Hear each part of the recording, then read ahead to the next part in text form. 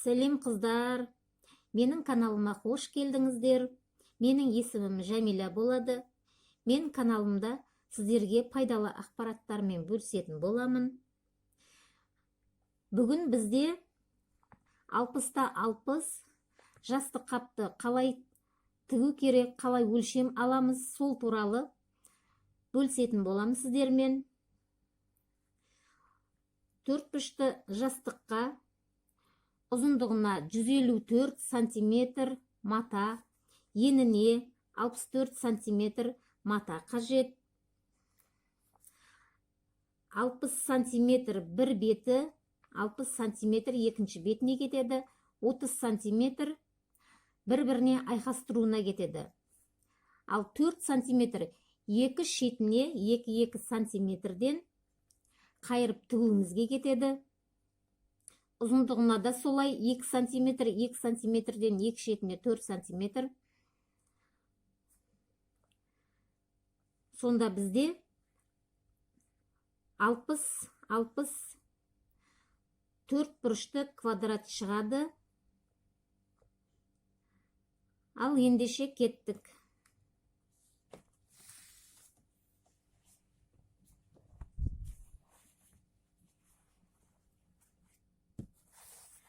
Міне мен тігіп дайындап қойған жастық қап.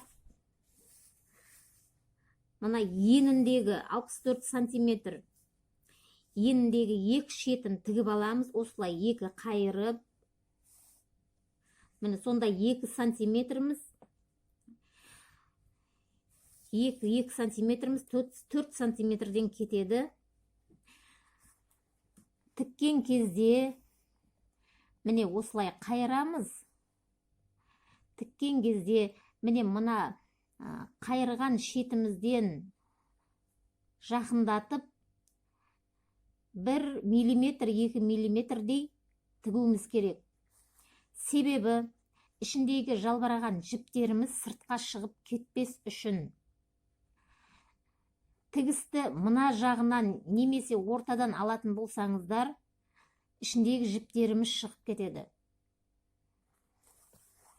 Ал ендеше тігуді бастайық.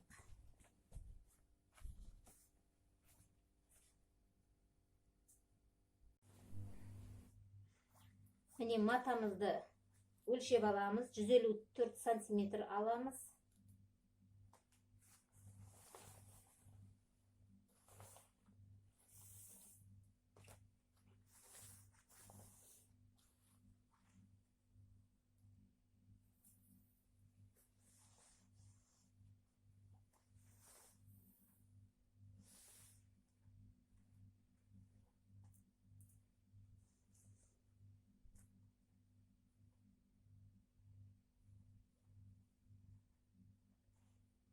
Мына жерден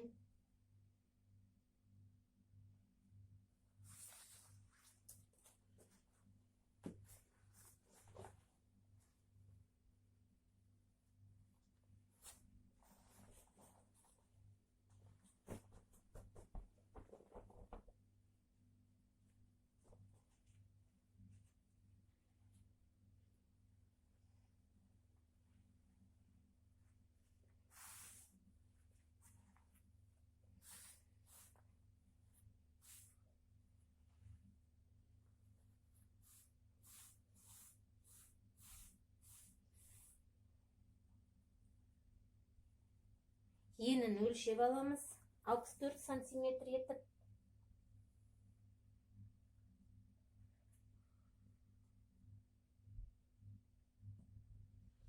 Әр жерінен өлшейміз.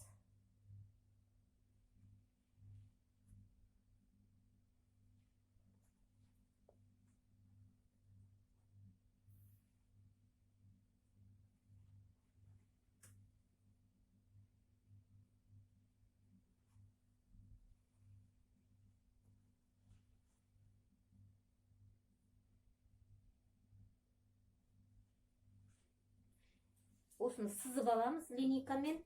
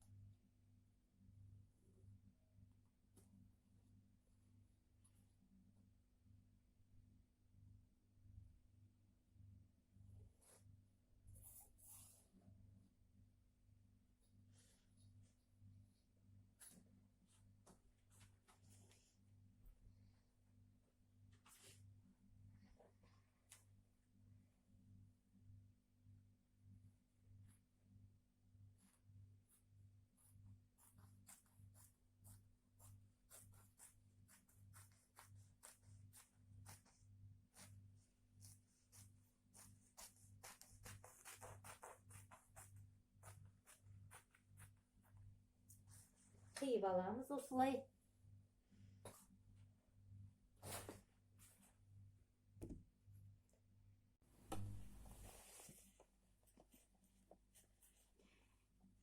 Екі шетін тігіп аламыз. Міне екі қайырып, еніндегі шетін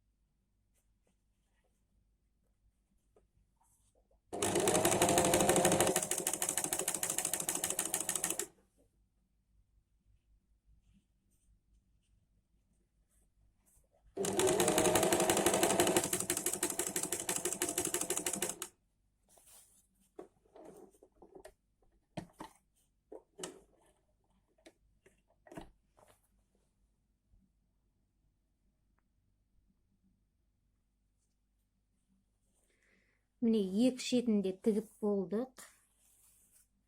Міне еніндегі екі шетін. Енді осыны бір-біріне айқастырамыз. Өлшеммен айқастырамыз.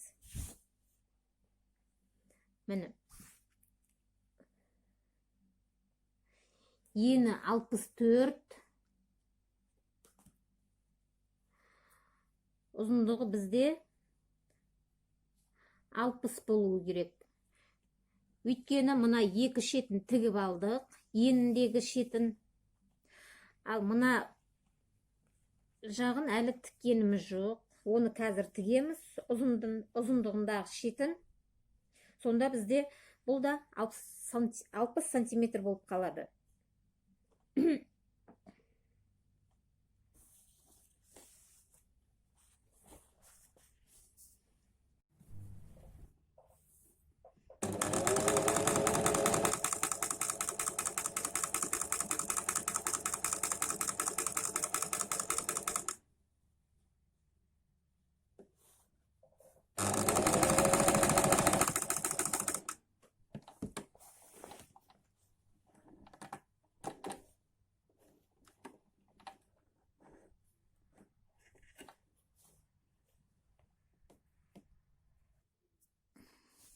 Міне қыздар, екі шетін тігіп алдым, екі қайырып, міне енді бір-біріне беттестіреміз. Өлшеммен өлшеп беттестіреміз. Міне өлшейміз мына жағын. 60.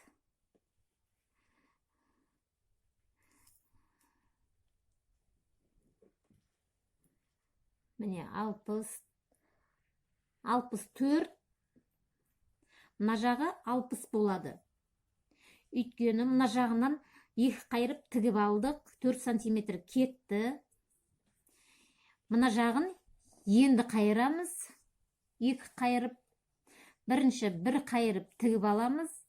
Одан кейін барып тағы қайырамыз. Осылай тігіп шығамыз.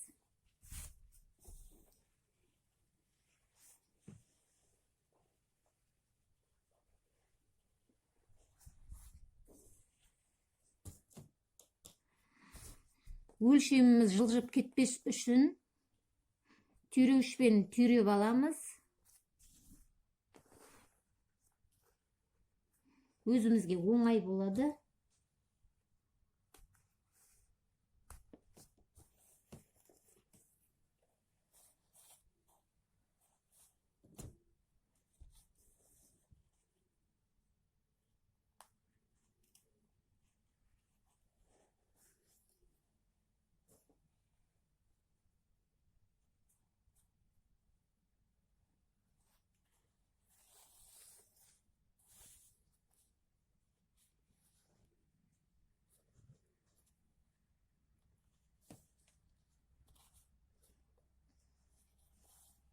Енді тігеміз.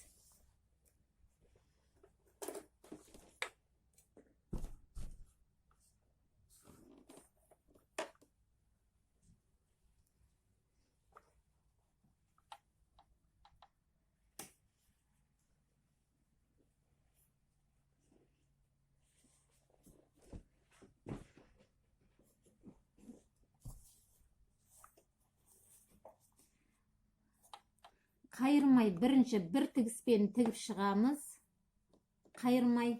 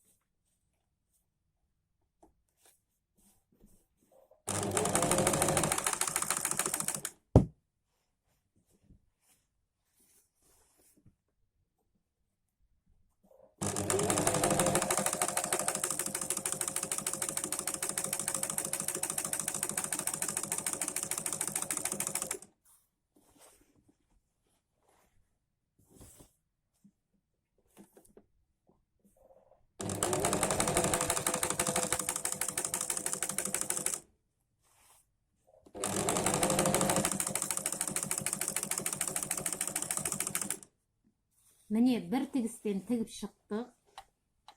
Енді мына бетін аударып,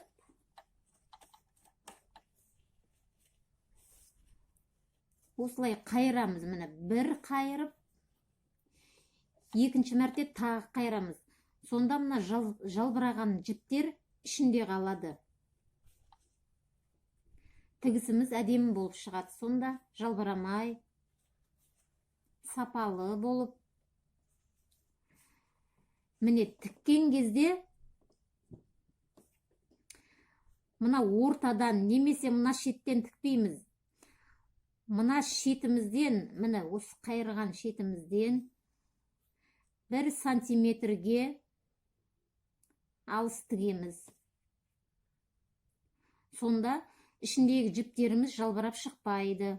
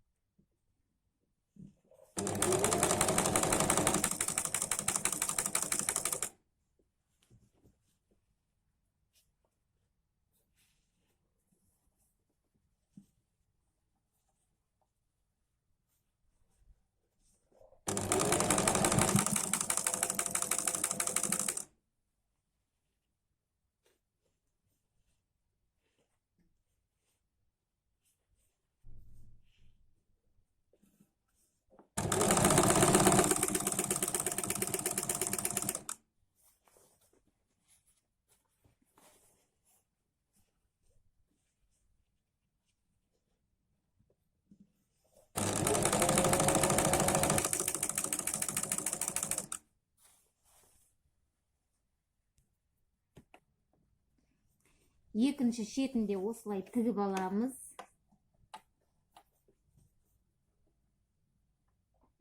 Қайырмай бірінші тігіп аламыз.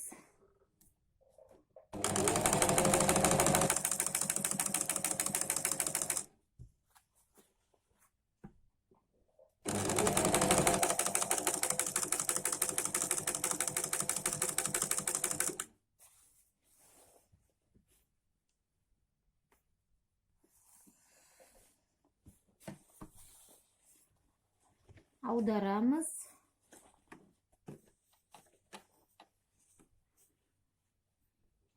Екі рет қайырамыз.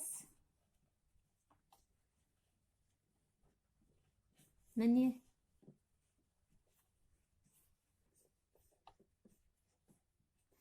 Жалбыраған жіптері ішінде қалады. Сатсаңыз да, өзіңіз үйге пайдалансаңыз да, сапалы әрі әдемі тігу керек.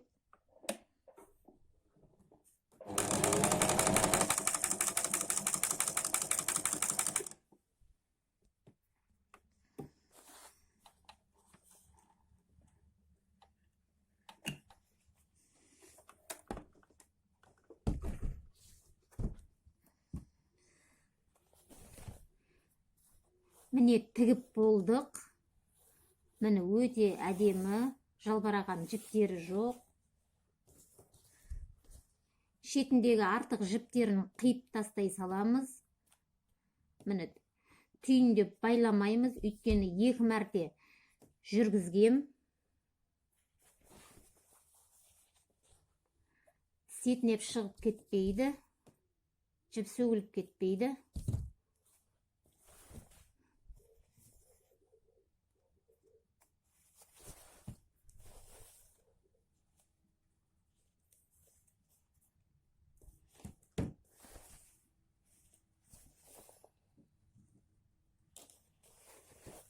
Енді оңынан аударамыз.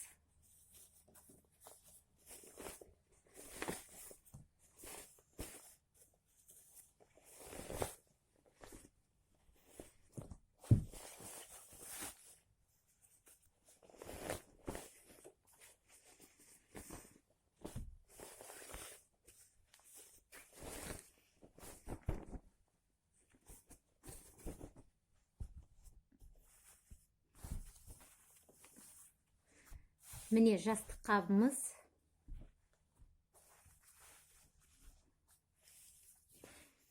Үтікпен бастырып шығамыз. Міне мына шетін бәрін үтіктеп шығамыз.